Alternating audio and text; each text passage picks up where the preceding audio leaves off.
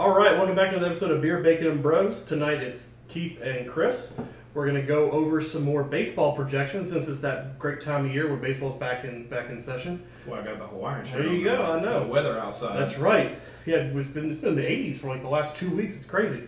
But before we get into that, make sure you're subscribing to the channel. We're on the push for 300, and for all of those of you that are here, we love you. Thank you guys very much. And just remember, it's free to use, so definitely come on and enjoy the ride with us. And make sure you're leaving some comments and some likes. That helps us out a lot, and we'll get back to everything you guys leave for us. So like I said, we're going to jump into some projections and where we think the AL West is going to end up this year. So just for reference, the AL West consists of the Houston Astros, Seattle Mariners, the Los Angeles Angels of Anaheim, the Texas Rangers, and the Oakland Athletics. So for now, until they move to Vegas. Until they move to Vegas. Well, they'll probably still be in the West. Yeah, they'll be in the same division, just different city. Sorry, Oakland. Yeah. Sorry, you got nothing left anymore. Yeah. Which you really haven't had anything in Oakland, well, as far as baseball, since like 2000 when they won 20 games in a row. Yeah. So, when they were doing all Billy Ball. Billy Bean, baby. Yep. But he's still there, though. So, I mean, is he still there? No. Oh, he's gone now? Okay, never mind. So. Sorry, Oakland. All right, but jumping into it, obviously, the winners of the World Series last year, coming from the AL West, the Houston Astros. Different look for them this year without Justin Verlander.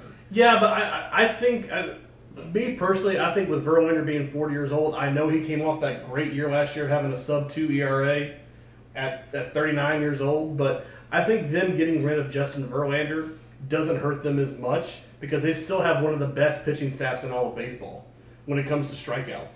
Yeah. Strikeouts and, ERA in general. They've got a really good, solid pitching rotation, starting with Framber Valdez. Framber Valdez is a stud. Yeah, he's been a great two. I'm excited to see what he can do as an ace now. Right. I still think from top to bottom, they're five with Christian Javier, Lance McCullers Jr., Jose Urquidy, and then Luis Garcia are all very quality pitchers, can go out and give you a win every day. There's nobody in that staff that's probably going to carry a 4 to 4.5 ERA. No, they're all going to be that 3 to 3.5 range, I think. Maybe Framber might be a sub 3, but they're all going to be between that 3 to 3.5 range. Yeah, Rafael Montero and Ryan Presley, are two really great pins. Yeah. I would say their pin is lacking outside of that.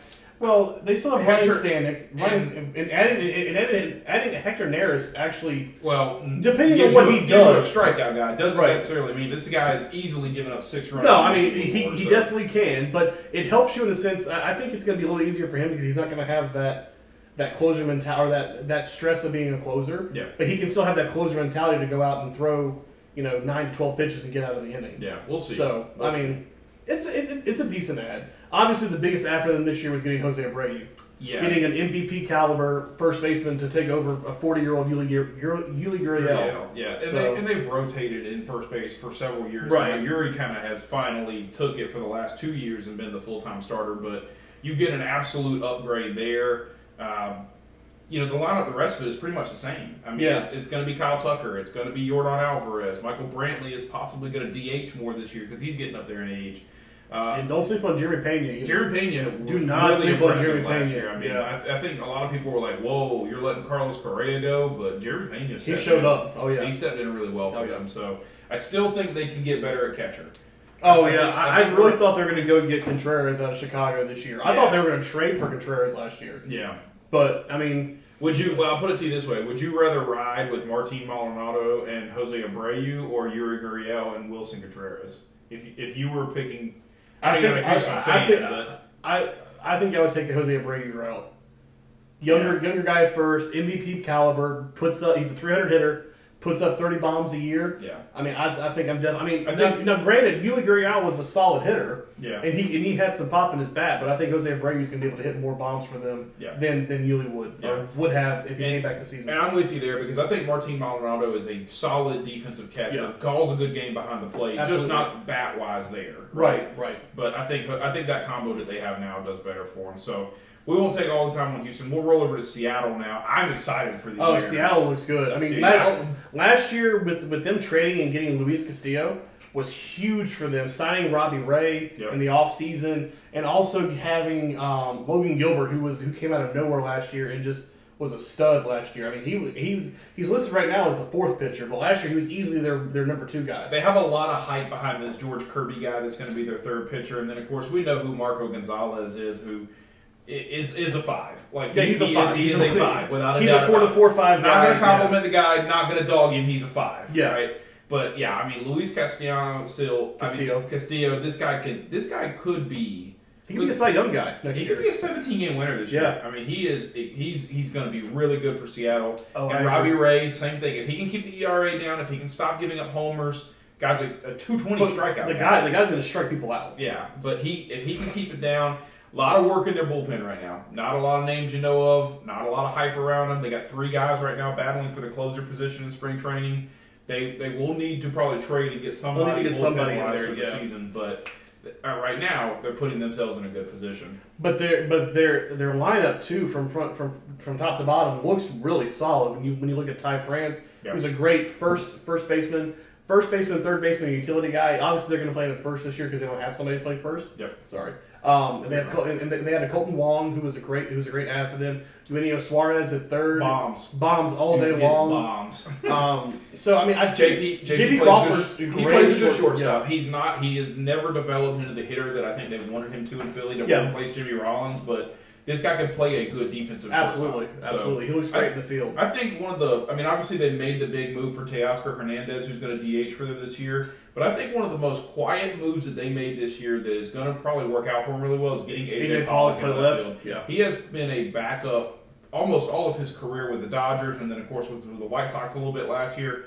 This guy can play a solid everyday left field, and he's going to help bring a bat to this lineup. He's got a good bat. He hasn't been there. So, and then of course Julio Rodriguez, fantastic. I mean MVP talk. Yeah. I mean, I love Ronald Acuna Jr., but Julio Rodriguez is going to give him a run for his money on some stats this year. Yeah. So I agree with that. But top to bottom, Seattle looks really good this year. The Angels coming in.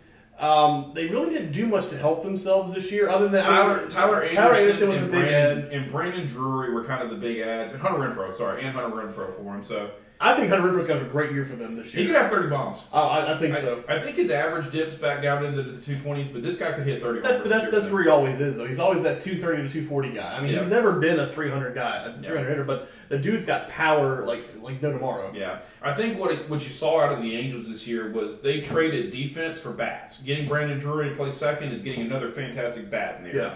Getting Hunter Renfroe to play right field, getting another fantastic bat in there. What they're going to need this year is they're going to need Jared Walsh to actually show up this year. Yeah. Jared Walsh was absolutely fell off last year completely from 2021. Yeah. I mean, 2021 he was like a 280 guy hitting 30 bombs, and last year he barely hit like 230 and hit like 10. I want to say he hit 219 actually. Yeah, I mean I don't even think he hit 230. I mean either way he did not do. He hit 215. 215. I was even giving him points. Yeah. So, but I mean, either way, and obviously the biggest piece that they have is Shohei Ohtani. Yeah. But there's a lot of speculation that he might not be there by the end of the year. Yeah, there's a lot of speculation that he's gonna be moved. Yeah, there's just so much trade value with him. Yeah. I mean, you haven't seen it since Babe Ruth basically having somebody that can pitch and win 15 games. And then hit 40 bombs. You turn around and hit 40 bombs and hit 280 from the plate. Yeah, so I still think, I mean, I look at their starting lineup. They got better about getting them a 2 with Tyler Anderson. We'll see if he can be the same Tyler Anderson he was with the Dodgers last year. What they really need is they need the production from Rendon. They need Anthony Rendon of Washington in 2020. Yeah. Or 2019. I mean, they're deep too. Gio Urshela's there for third base. David Fletcher's there for second base, shortstop. David Fletcher's one of those big utility guys that can go anywhere on the field for them. Yeah. So, I mean, they have some flexibility in their lineup, but I still think there are many pieces away in the bullpen. There is not a name in this bullpen. They got 4 guys right now battling for closer in spring training. So, I mean, I know Aaron Loop. That's about the only person I know in that bullpen. I know Zach Weiss and Chris Deveninsky because Chris Deveninsky used to pitch for Houston too. So, yeah. But still, I mean, there's so much they need in the back end of the rotation. We'll see if Reed Detmers can. I mean, he threw a no-hitter last year, so that was pretty cool, but he still had a 4 ERA for the season. Yeah. So, we'll see if he can come into his own at all, but that's kind of on them. Yeah. And then the Rangers, I mean, wild off-season for the Rangers, baby. They decided they were going to try to be good this year. They wouldn't spend some money, but now the problem is is you paid all that money for Jacob deGrom, and I know we've talked about this before. Yep. Are you going to get 30 starts out of him, or are you only going to get 12? My guess is you're going to get 12. Yeah. Because he's out right now. Yeah. With another shoulder thing. Yeah. So I really don't see him being anything close to what he was a couple years ago when he was winning the Cy Young for the Mets. Yeah. But I mean, I do like them going and adding Eovaldi. I think Nathan Eovaldi is going to have a great year for them. Andrew Heaney was a great add too. Yeah. It's interesting because I look at the Rangers and I say, okay, Jacob deGrom, Nathan Eovaldi, Andrew Heaney, John Gray, Martin Perez. They got a solid 5. Yeah, absolutely. I mean, Martin Perez was like a 15-game winner last year. Yeah, with a 3.3 ERA. Yeah, I mean, he had a great year. He had a fantastic year. And you look at Will Smith, he's going back into a closer role. Can he be effective? I don't know. You know, as the Braves gave up on him, Houston didn't get to use him a whole lot last year. So, then they also traded. They also have what's his name on that guy from Minnesota that we liked that we traded. Mitch Garver? No, not the catcher. The pitcher that we had in our fantasy league that was really good. We had him last year, pitched for Atlanta, because we traded him. What was that dude's name? Number 12. I have no idea. He pitched for Minnesota though. We had him in fantasy. God, I think it'll come to me soon. But okay. They added him too. At least I thought they did. Yeah, I think you might be thinking of another team. No, I'll think about it. But they have some catching issues that need to get out. We talked about Mitch Garver right there a second ago. Jonah Heim is supposed to be really good, though. Jonah Heim's supposed to be really good. So Marcus Simeon's playing second base for him. Corey Seager's at short. Robbie Grossman in left field this year. We'll see what he can do. I mean, with a full year. Yeah, I mean, I don't know that I'm going to be a big Adolis Garcia is a good bat for them. Yeah, and Brad Miller actually played really well for Tampa for several years. So, I mean, you're looking at a guy that didn't play well for him last year. A guy only hit 7 homers. I didn't realize he was that bad. But, sorry, Seattle. That's what I was thinking. No, it was Tampa. It was Tampa after it was Seattle. Tampa was the year he had 30 homers. But we'll see if he can kind of come back to it. And then finally, we'll jump into the Oakland Athletics. We probably know nobody on this team except for all the Braves that they got traded. I know some people. You know, Jesus Aguilar is there from first base. He was at Miami. They did Paul Blackburn pitching, who had a decent year last year. I don't know any of the other ones. Paul Blackburn, yeah, I was looking to see if Wait, Trevor May's on this team? Look at this. With his 5 ERA, trying for a closer role here. Nope. Poor guy. But they have, well, hey, Shea Langeliers is going to be the starting catcher. Good for Shea. Yeah, Shea. Tony Kemp, Jace Peterson for a long time. Jace Peterson played for the Braves. Jonah Bride, former Gamecock. Yep. You know who that is? Yep. Seth Brown. Aldemus Diaz, long-time Astro that couldn't get anything together. Well, and Ramon Moreno has been there for a while. Yeah, we'll see. He's actually on the trading block right now. There's some people getting interested. Apparently, Atlanta's interested in him coming and playing left field too. So I mean, he's had decent years, but if he's going to hit 220, they can keep him. I don't want Robbie Grossman again. Yeah, he's a 251 career hitter. Hit 211 last year. Yeah. So hasn't had a whole lot of great years, but. All right, so that's kind of our breakdown on the AL West. Give me your picks. Who's winning the West, and then give me the I think Houston's still going to be the winner. I still think they're clearly in front. I mean, Seattle's going to give them a run for their money as far as like when they're playing head to head. Yeah, I think that's going to be a closer series than what it was last year. Yeah, 16-game difference in the standings between those two last year. I don't think it'll be that big. No. So I think Seattle did all the right things to make them put themselves in a good position to either compete for the West or at least get in as a wild card again. Yeah. So I'm going to go Houston, Seattle. I'm just going to go the way that it is. I'm going to go Houston, Seattle, the Angels, the Rangers, and then Oakland leading up the rear there. Same way it went last year. Yeah, I feel that's how it's going to go again. Yeah, because the problem with the Angels, I mean, depending on what happens with the pitching staff in Texas, I could see them maybe overtaking the Angels if Trout gets hurt again. Because I mean, Trout's a big piece of that offense. I mean, if he gets hurt again, I could see the Angels potentially falling into that 4th spot.